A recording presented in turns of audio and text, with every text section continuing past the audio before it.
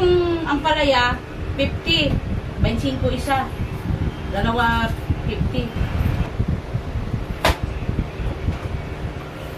Ano ba? Hindi na makita yung isda ko guys, oh. Sa ilalim.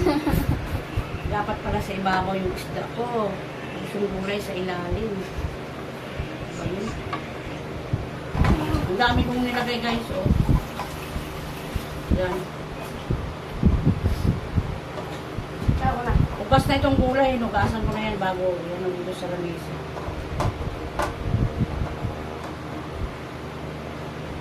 Ayan Dami siya. yan, eh.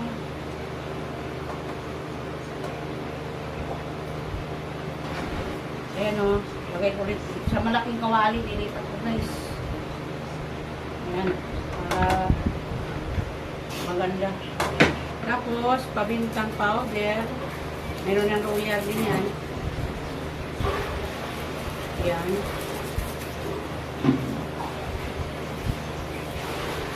Ayan.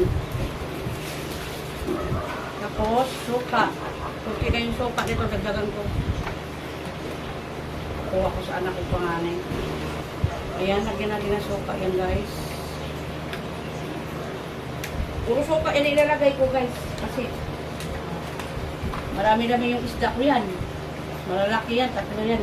Tapos magic na pinasarap. Maka na yung matika dyan na. Asin. Sino ba yung sit-sit? Aso. Baka sinisitsitan ka na ng ano mo dyan. Ihi mo.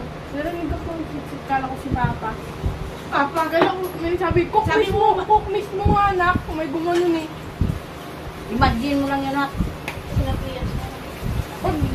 Pag ako nagpaksiw guys, may mantika yan. Para lalo sumarap yung aking paksiw. Ganyan ako guys pag nagpaksiw, may mantika yan. Diba? Tapos, isa lang natin ito guys. Yan. Ito na.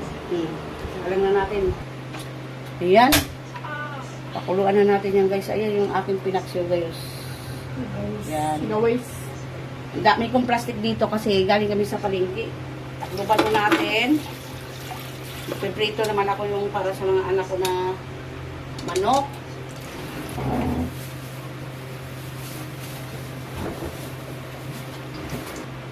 Ayan guys, ilaglag natin ang kita ng manok. Prito na naman tayo guys. Ayan guys, ang aking pinaksiw. Yummy yan guys.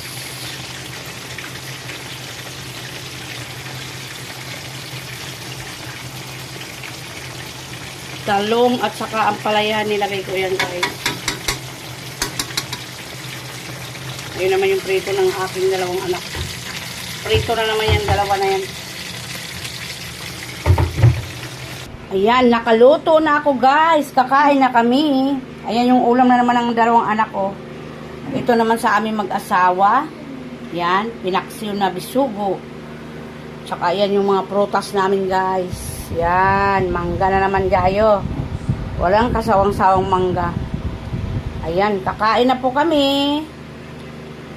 Yan ang aming ulam. Tsaka ito. Puro na lang tayo prito.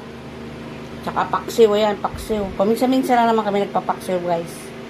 Pag nasawa na. Yan ang aming mga prutas. Hanggang dyan na lang. God bless sa atin lahat. Maraming salamat sa inyo, mga support sa akin.